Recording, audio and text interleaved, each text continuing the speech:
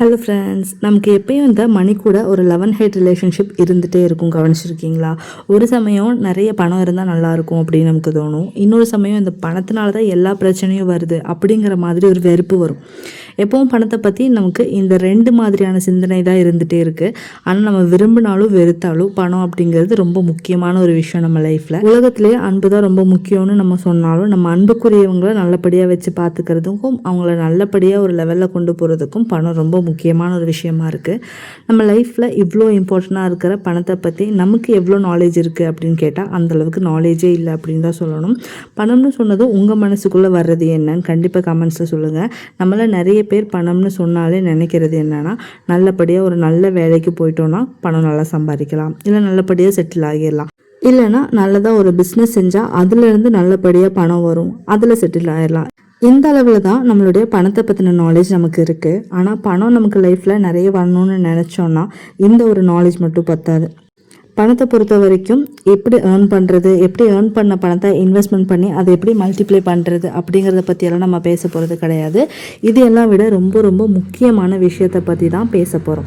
அது என்ன அப்படின்னா, பணத்தை பற்றின நம்மளுடைய ரைட் மைண்ட் செட். இந்த வீடியோவில் எப்படி நம்ம ஒரு அபண்டன்டான லைஃப் வாழ்கிறது, எப்படி மணியை ஈஸியாக நம்ம லைஃப்பில் அட்ராக்ட் பண்ணுறதுன்னு தான் பேச போகிறோம். அண்ட் இந்த வீடியோ எண்டில் நான் ஃபாலோ பண்ணுற ஒரு டாஸ்க்கை உங்களுக்கும் கொடுக்க போகிறேன். அது ரொம்ப ரொம்ப பவர்ஃபுல்லான ஒரு டாஸ்க். அதை கண்டிப்பாக நீங்கள் கம்ப்ளீட் பண்ணும்போது உங்களுக்கு நான் சொன்ன மாதிரி அபண்டன்ட்டாக மணி கிடைக்கும். அது கூட ஒரு செழிப்பான வாழ்க்கையும் உங்களுக்கு கிடைக்கும். அண்ட் இன்னும் நீங்கள் நம்ம சேனல் மோட்டிவேட் யுவர் செல்ஃப் நவ சப்ஸ்கிரைப் பண்ணலன்னா சீக்கிரமாக சப்ஸ்கிரைப் பண்ணிக்கோங்க. இந்த மாதிரி நிறைய வீடியோஸ் நீங்கள் பார்க்கலாம். இப்போ வாங்க வீடியோக்குள்ளே போகலாம். பொதுவாக நம்ம எல்லாரும் பணத்தை அடையக்கூடிய ஒரு பொருள்னு நினச்சிட்ருப்போம். ஆனால் பணம் ஒரு பொருள் இல்லைங்க, அது ஒரு எனர்ஜி. நீங்கள் இப்போ உங்கள் லைஃப்பில் அதிகமான பணத்தை ஈர்க்கணும்னு நினச்சிங்கன்னா நீங்கள் அந்த பணத்தை மேட்ச் பண்ணக்கூடிய வைப்ரேஷனில் இருக்கணும். அது எப்படின்னு கேட்குறீங்களா?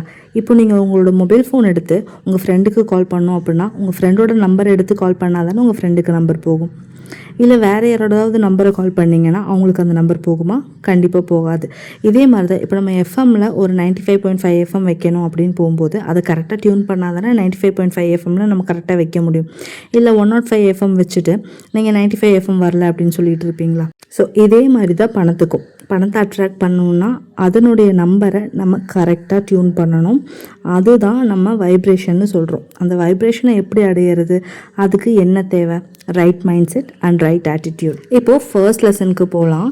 இப்போ நமக்கு பணத்தை பற்றி நமக்கு லிமிட்டிங் பிலீஃப் இருக்கும். ஸோ அதை முதல்ல நம்ம தூக்கி எறியணும். லிமிட்டிங் பிலீஃப் அப்படின்னா மட்டுப்படுத்தும் நம்பிக்கைகள். அதாவது ஒரு விஷயத்தை பற்றி நம்முடைய அனுபவத்திலேயோ இல்லை மற்றவங்க நம்மக்கிட்ட சொன்ன விஷயங்களையோ வச்சு நமக்குள்ள ஒரு கருத்துக்கள் உருவாக்கி இருப்போம். இந்த மாதிரியான கருத்துக்கள் நம்ம மனசுக்குள்ள ஆழமாக போகும்போது என்ன ஆகும் அப்படின்னா அதுவே நம்ம நம்பிக்கையாக உருமாறிடும். அந்த விஷயத்தை பற்றி இந்த நம்பிக்கைகள் தான் நம்மளை வழி நடத்தும். ஆனால் அந்த நம்பிக்கைகள் எல்லாம் உண்மையாக இருக்கணும்னு அவசியம் கிடையாது. ஆனால் நம்ம அதை தான் உண்மைன்னு நம்பிட்டு இருப்போம். இப்போ நீங்கள் சொல்லுங்கள், பணம்னு சொன்னதும் உங்கள் மனசுக்குள்ளே எந்த மாதிரியான சிந்தனைகள் வருது? சிலர் மனசில் பணம் தான் நம்ம கஷ்டத்துக்கு எல்லாம் காரணம் அப்படிங்கிற மாதிரி இருக்கும். சிலர் சொல்லுவாங்க பணம் இருந்தால் நிம்மதியே இருக்காது அப்படின்னு. சிலருக்கு பணம் சம்பாதிக்கிறது ரொம்ப கஷ்டம், ஆனால் செலவு பண்ணுறது ரொம்ப ஈஸி. இப்படின்னெல்லாம் பணத்தை பற்றி ஒருத்தங்களுக்கு ஒரு மாதிரி நம்பிக்கை வச்சுருப்பாங்க. இந்த மாதிரியான நம்பிக்கைகள் எங்கேருந்து வந்துச்சுன்னு நினைக்கிறீங்க? உங்களோட பேரண்ட்ஸ் கிட்ட இருந்து வந்திருக்கலாம். அவங்க பணத்தை எப்படி பார்த்தாங்க, அவங்க லைஃப்பில் பணத்தை ரிலேட்டடாக எந்த மாதிரியான சேலஞ்சஸை ஃபேஸ் பண்ணாங்க, அதை பொறுத்து அவங்களுக்கு அந்த நம்பிக்கை வந்திருக்கலாம். அதை ரிலேட்டடாக அவங்க உங்களுக்கு ஒரு கருத்து சொல்லியிருப்பாங்க. இதை தாண்டி உங்கள் ஃப்ரெண்ட்ஸ், உங்கள் ரிலேட்டிவ்ஸ் அவங்கக்கிட்ட இருந்து சில கருத்துக்களை நீங்கள் எடுத்திருப்பீங்க. இது எல்லாத்தையும் விட மெயினாக சினிமா. இந்த சினிமா பார்த்து நம்ம நிறைய பேர் நிறைய கருத்து நம்ம மைண்டில் ஏற்றிட்டு இருப்போம். கேரக்டரை பில்ட் பண்ணுறதுலேயும் நம்முடைய நம்பிக்கையை இன்ஃப்ளூயன்ஸ் பண்ணுறதுலேயும் இந்த சினிமாவுக்கு ஒரு முக்கியமான இடம் இருக்குது. சினிமாவில் எடுத்துக்கிட்டால் அந்த காலமாக இருக்கட்டும் இல்லை இந்த காலமாக இருக்கட்டும், பொதுவாக எப்படி காட்டுவாங்கன்னா பணக்காரங்களை ரொம்ப கெட்டவங்களாக இருப்பாங்க, ரொம்ப பேடாக இருப்பாங்க, அவங்களுக்கு பணம் மட்டும்தான் முக்கியமாக இருக்கும், பேரசை பிடிச்சவங்களா இருப்பாங்க அப்படின்னு காட்டுவாங்க. இன்னொரு பக்கம் ஹீரோ ரொம்ப ஏழையாக இருப்பார், ரொம்ப நல்லவராக காட்டுவாங்க. இதில் இவங்க சொல்ல வர கருத்து என்ன? பணக்காரனாக இருக்கிறவன் ரொம்ப கெட்டவன், ஏழையாக இருக்கிறவங்க ரொம்ப நல்லவன் அப்படிங்கிறது தான் அவங்க சொல்லியிருப்பாங்க. அண்ட் படத்தில் வர டைலாக்ஸ் கூட நீங்கள் நல்லா கவனிச்சு பாருங்கள். பணம் இது வெறும் காகிதம் தான் அப்படின்னு எல்லாம் டைலாக்ஸ் வரும். பணம் முக்கியம் கிடையாது, எனக்கு அன்பு தான் முக்கியம், மக்கள் தான் முக்கியம் அப்படின்னு எல்லாம் பணத்தை பொதுவாக ஒரு வில்லன் ஆக்கிட்டே இருப்பாங்க. ஆனால் நல்லா யோசிச்சு பாருங்கள், இந்த மாதிரியான டைலாக்ஸ் எழுதுகிறவங்க ஆகட்டும், அந்த படத்தை டைரக்ட் பண்ணுறவராகட்டும், இல்லை அந்த படத்தில் நடிக்கிற ஒரு ஹீரோவாகட்டும், அவங்க எல்லாருமே அதே பணத்துக்காக தான் அந்த விஷயங்கள் எல்லாமே செஞ்சுருப்பாங்க. அந்த படத்துலேயே டபுள் மடங்கு ட்ரிபிள் மடங்கு சேலரி ஆஃபர் பண்ணால் கூட அவங்க அதை வந்து ஜாலியாக ஹாப்பியாக வந்துட்டு ஏற்றுக்குவாங்க. ஆனால் அந்த படத்தை பார்த்து இன்ஃப்ளூயன்ஸ் ஆகிற நம்ம என்ன பண்ணுறோம், அதை ஒரு டைலாக்காக மட்டும் பார்க்காம அதை ஒரு லைஃப் லெசனாக எடுத்துக்கிறோம். அதனாலேயே பணத்தை அதிகமாக சம்பாதிக்க நினைக்கக்கூடாது. அப்படின்னா நான் ஒரு பேராசைக்காரன், இல்லைன்னா பணம் என் வாழ்க்கையில் அதிகமாக வந்துட்டா என்னுடைய நிம்மதி போயிடும் அப்படின்னு எல்லாம் நினச்சி நம்ம பயந்துட்டு இருக்கோம். அண்ட் இந்த மாதிரியான ஏதாவது நெகட்டிவ் தாட்ஸ் உங்களுக்கு வந்து இருந்தால் கண்டிப்பாக நீங்கள் அதை எனக்கு கமெண்ட் செக்ஷனில் ஷேர் பண்ணுங்கள். பணங்கிறது நம்ம லைஃப்க்கு ரொம்பவே முக்கியமான ஒரு விஷயம். அதை சம்பாதிக்கிறதுக்காக நீங்கள் ஒரு முயற்சி செஞ்சீங்கன்னா அதை நினச்சி நீங்கள் எந்த ஒரு தயக்கமோ எந்த ஒரு குற்ற உணர்ச்சிக்கோ ஆளாக வேண்டிய அவசியமே இல்லை. பணம் எந்த விதத்துலேயும் நம்முடைய நிம்மதியையோ சந்தோஷத்தையோ கெடுக்காது. உலகத்தில் இருக்கக்கூடிய பெரிய கோடீஸ்வரர்களில் ஒருத்தராக இருந்த ராக்ஃபில்லர் பற்றி உங்களுக்கு நிறைய பேத்துக்கு தெரிஞ்சிருக்க வாய்ப்பு இருக்குது. அவர் சம்பாதிக்க தொடங்கின அவரோட 16வது வயசுல இருந்து அவரோட சம்பாத்தியத்தில் ஒரு பங்கு முடியாதவங்களுக்கு தானமாக கொடுக்கறதுக்கு ஒரு ஹேபிட்டாக வச்சுருந்தாரு. ஃபஸ்ட்டு 6% இருந்து அந்த அமௌண்ட் அவரோட வருமானம் உயர உயர அதுவும் உயர்ந்து அதுக்கப்புறமா அவர் ராக்ஃபில்லர் ஃபவுண்டேஷன்னு தனியாக ஒரு சேரிட்டி ட்ரஸ்ட்டையே உருவாக்குனார். அந்த ட்ரஸ்ட் பல கோடிகளை மக்களுக்கு தானமாக கொடுத்துட்டு இருக்குது. அதில் இருந்து கிடைச்ச பணத்தை வச்சு பலவிதமான மெடிக்கல் அண்ட் எஜுகேஷ்னல் ரிசர்ச்சுக்கு ஃபண்ட் பண்ணிட்டு இருக்காங்க. இப்போ அவரும் ஒரு பணக்காரர் தான். பல கோடிகளை அவர் சம்பாரிச்சு குவிச்சிருக்காரு. ஆனால் பணத்தை வச்சு பல நல்ல காரியங்களை செஞ்சுருக்காரு.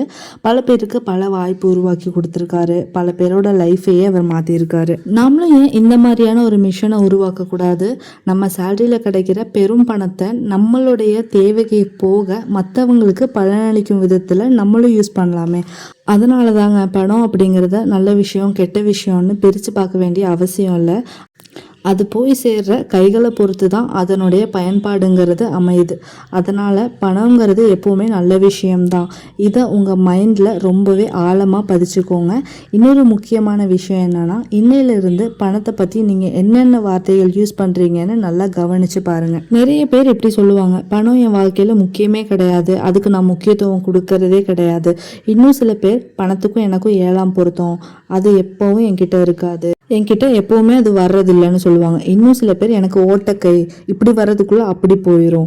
பணத்தை பற்றி இந்த மாதிரி நீங்கள் வார்த்தைகள் சொல்கிறது வெறும் வார்த்தைகள் கிடையாது. இது எல்லாமே உங்களுடைய ஆழ்மனதின் நம்பிக்கை தான். உங்கள் நம்பிக்கை தான் இந்த மாதிரி வார்த்தைகளை வெளியே வர வைக்குது. ஒரு லா இருக்குது, what you radiate you will attract. நீங்கள் எந்த விஷயத்தை வெளிப்படுத்துகிறீங்களோ அதை தான் அட்ராக்ட் பண்ணுவீங்க. அப்போது நீங்கள் பணம் சம்பந்தமாக என்ன விஷயத்தை நீங்கள் வெளிப்படுத்துகிறீங்க, பணம் முக்கியம் இல்லைன்னு வெளிப்படுத்துகிறீங்க, பணத்துக்கும் எனக்கும் உறவு சரியில்லைன்னு சொல்கிறீங்க. அப்போது பணத்தை பற்றி இந்த மாதிரி நெகட்டிவாகவே நீங்கள் பேசிகிட்டு இருந்தால், இந்த மாதிரியே ரிப்பீட்டடாக வெளிப்படுத்திட்டு இருந்தால் நீங்கள் அதே மாதிரியான விஷயங்களை தான் அட்ராக்ட் பண்ணுவீங்க. இப்போ நீங்கள் பணம் சம்பாதிக்கிறத பற்றி பணம் சம்பாதிக்கிறது ரொம்ப கஷ்டம் ரொம்ப கஷ்டம்னு சொல்லிட்டு இருந்தால் அப்போ உங்கள் லைஃப்பில் நடக்கிற சம்பவங்கள் எல்லாமே அப்படி தான் நடக்கும். உங்களுக்கு பணம் சம்பாதிக்கிறது ரொம்ப கஷ்டமாகவே தான் இருக்கும். உங்கள் வீட்டுக்கு பக்கத்தில் இருக்கிறவர் அதே வேலையை தான் செஞ்சுட்டு இருப்பார், அவர் ஈஸியாக பணம் சம்பாரிச்சிட்டு இருப்பார். நீங்கள் ஆனால் அதே வேலையை பண்ணும்போது பணம் கிடைக்கிறது ரொம்ப கஷ்டமாக இருக்கும். இப்போ ஸ்டாக் மார்க்கெட் எடுத்துக்கலாம். அதில் நல்லா இன்வெஸ்ட் பண்ணி நிறைய பணம் பார்த்தவங்களும் இருக்காங்க. அதே டைமில் ஸ்டாக் மார்க்கெட் ஒரு ஏமாத்து வேலைன்னு ஒருத்தர் மைண்ட் செட் பண்ணிவிட்டு ஷேர் மார்க்கெட்டுக்குள்ளே போகிறாருன்னு வைங்களேன். அவர் சாதாரணமாக ஒரு சின்ன ஒரு இன்வெஸ்ட்மெண்ட் பண்ணால் கூட அவர் லாஸில் விழுறதுக்கு வாய்ப்பு இருக்குது. ஏன்னா உங்களோட மைண்ட் எந்த விஷயத்தை வெளிப்படுத்துதோ அதை ப்ரூவ் பண்ணுற மாதிரியான விஷயங்கள் தான் உங்கள் லைஃப்லையும் நடக்கும். அதனால் உங்கள் மைண்டில் நீங்கள் என்ன நினைக்கிறீங்க, எந்த மாதிரியான விஷயங்களை நீங்கள் ரேடியேட் பண்ணுறீங்க அப்படிங்கிறதுல இனிமேல் நீங்கள் ரொம்பவே கவனமாக இருக்கணும். நீங்கள் ஹெல்த்தியான வெல்த்தியான பர்சனாக மாறணும் அப்படின்னா ஃபர்ஸ்ட் மைண்டில் நீங்கள் ஒரு ஹெல்த்தியான வெல்த்தியான பர்சன் அப்படின்னு உணர தொடங்குங்க. உணரணும் அப்படின்னா அது அதிகப்படியான பணம் வேணும்னு கிடையாது. உண்மையில் உங்ககிட்ட இருக்கிற பணத்துக்கும் மைண்ட் செட்டுக்கும் எந்த சம்மந்தமும் இல்லை. பல கோடி ரூபாய் பணத்தை வச்சுட்டும் கூட தன்னை வெல்த்தியாக உணர முடியாமல் நினச்சிட்டு இருக்கிற பர்சன்ஸ் நிறைய பேர் இருக்காங்க. ஆனால் கொஞ்சம் அளவு பணம் இருந்தால் கூட தன்னை ரொம்ப வளமாக உணரக்கூடிய பர்சன்ஸும் நிறையவே பேர் இருக்காங்க. இந்த மாதிரி மைண்ட் செட்டுக்கும் பணத்துக்கும் எந்த விதமான சம்மந்தமும் கிடையாது. உங்ககிட்ட எந்த அளவு பணம் இருந்தாலும் நீங்கள் வெல்த்தியாக உணர முடியும். ஓகேங்க. இன்றைக்கி நம்ம பண்ண போகிற டாஸ்க் என்னன்னு பார்த்துடலாமா? நான் இதை என்னோடய லைஃப்பில் ஃபாலோ பண்ணிக்கிட்டு இருக்கேன். ரொம்பவே எஃபெக்டிவாக இருக்குது. நீங்களுமே இதை கண்டிப்பாக ஃபாலோ பண்ணுங்கள். உங்கள் லைஃப்பில் சின்ன வயசுலேருந்து இப்போ வரைக்கும் பணம் சம்பந்தமான தவறான நம்பிக்கைகள் என்ன வச்சுருக்கீங்கன்னு அதை எல்லாத்தையும் ஒரு ஒயிட் பேப்பரில் எழுதுங்க. எழுதி முடிச்சுட்டு ஒவ்வொரு நம்பிக்கையை பாசிட்டிவாக மாற்றி எழுதுங்க. ஃபார் எக்ஸாம்பிள், பணம் சம்பாதிக்கிறது ரொம்ப கடினமான விஷயம் அப்படின்னு ஒரு நம்பிக்கை உங்ககிட்ட இருக்குன்னா அதை எழுதிட்டு அது பக்கத்துலேயே பணம் சம்பாதிக்கிறது ரொம்பவே ஈஸியான விஷயம் அப்படின்னு எழுதுங்க. இல்லை பணம் வந்தால் நிம்மதி போயிடும் அப்படிங்கிற மாதிரி நம்பிக்கை இருந்தால் அதை எழுதிட்டு பக்கத்துலேயே பணம் வந்தால் நான் நிம்மதியாக இருப்பேன்னு எழுதுங்க.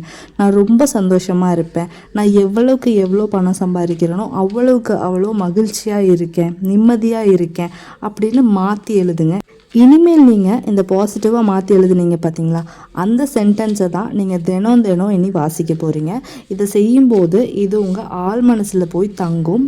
அப்புறம் அது உங்கள் நம்பிக்கையாக மாறும். இது உங்கள் நம்பிக்கையாக மாறின அப்புறம் நீங்கள் பணத்தை அட்ராக்ட் பண்ணுற அந்த வைப்ரேஷனில் இருப்பீங்க. எப்பயுமே நெகட்டிவான விஷயத்துலையே பேசி நெகட்டிவாக விஷயத்துலையே நம்பிட்டு இருக்கிற நம்ம மைண்டுக்கு இந்த மாதிரி சில விஷயங்களை நம்புறதுக்கும் பேசுகிறதுக்கும் ஆரம்பத்தில் கஷ்டமாக இருக்கும். ஆனால் இதை நீங்கள் ரிப்பீட்டடாக ப்ராக்டிஸ் பண்ணுறீங்க அப்படின்னா இது ரொம்ப ஈஸியாகவே நீங்கள் செய்யலாம். அண்ட் இந்த வீடியோவோட மெயினான கோல் என்னென்னா, சும்மா உங்களுக்கு இந்த விஷயங்களை சொல்கிறது மட்டும் இல்லை, நீங்கள் இந்த விஷயங்களை உங்கள் லைஃப்பில் ப்ராக்டிக்கலாக நீங்கள் யூஸ் பண்ணி இதோட ரிசல்ட்ஸை நீங்கள் பார்க்கணும் அப்படிங்கிறது தான். ஸோ நீங்கள் பண்ண வேண்டியது, இந்த வீடியோ பார்த்து முடிச்சதுமே ஒரு 10 minutes ஸ்பெண்ட் பண்ணி நான் சொன்ன டாஸ்க்கை முடிச்சிருங்க. அண்ட் இன்றைக்கி இந்த வீடியோ இதோட எண்ட் பண்ணிக்கிறோம். இந்த வீடியோவில் உங்களுக்கு நிறைய விஷயங்கள் தெரிஞ்சிருக்கும் அப்படின்னு நம்புகிறேன். சில விஷயங்கள் உங்களோட மைண்டை மாற்றிருக்கணும்னு நம்புகிறேன். இந்த மாதிரி நல்ல வீடியோஸ் எல்லாம் பார்க்குறதுக்கு நம்ம சேனலை சப்ஸ்கிரைப் பண்ணி வச்சுக்கோங்க. இன்னொரு நல்ல வீடியோவோட உங்கள் எல்லாத்தையும் நான் மீட் பண்ணுறேன். Until then, bye. Thank you for watching.